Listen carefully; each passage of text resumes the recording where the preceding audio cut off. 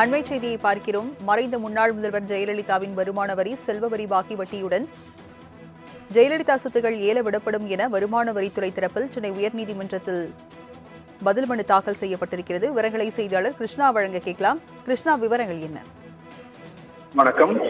மறைந்த முதல்வர் ஜெயலலிதாவுக்கு எதிரான வருமான வரி பாக்கி 13 கோடி ரூபாயை செலுத்த கோரி அவரது சட்டப்பூர்வ வாரிசாக அறிவிக்கப்பட்டுள்ள தீபாவுக்கு வருமான வரித்துறை நோட்டீஸ் ஒன்றை அனுப்பியிருந்தது.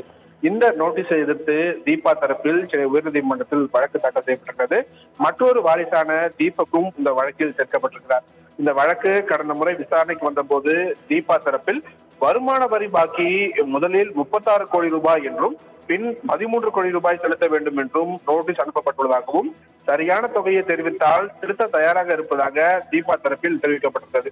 இதையடுத்து வரி பாக்கி குறித்து பதில் மனு தாக்கல் செய்ய வருமான வரித்துறைக்கு உத்தரவிட்ட உயர்நீதிமன்றம் அதுவரை வரி பாக்கி வசூல் நடவடிக்கைகளை நிறுத்தி வைக்கும்படியும் உத்தரவிட்டிருந்தது.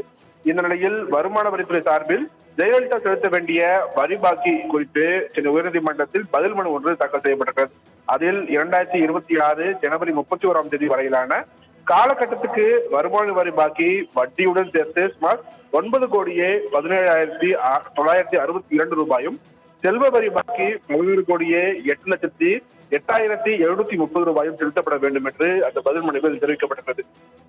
ஜெயலலிதாவின் வாரிசாக அறிவிக்கப்பட்டுள்ள தீபக் 6 கோடியே 75,32,342 ரூபாயை 6 தவணைகளாக செலுத்துவதாக கூறி தற்போது 1 கோடியே 12,50,000 ரூபாயை செலுத்தியுள்ளதாகவும் அந்த வருமான வரித்துறை பதில் மனுவில் தெரிவிக்கப்பட்டிருக்கிறது.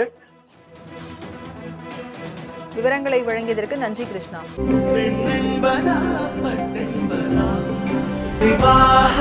மணப்பெண்ணின் பிரத்யேகமான திருமணம் விவாஹா தி சென்னை சில்க்ஸ்.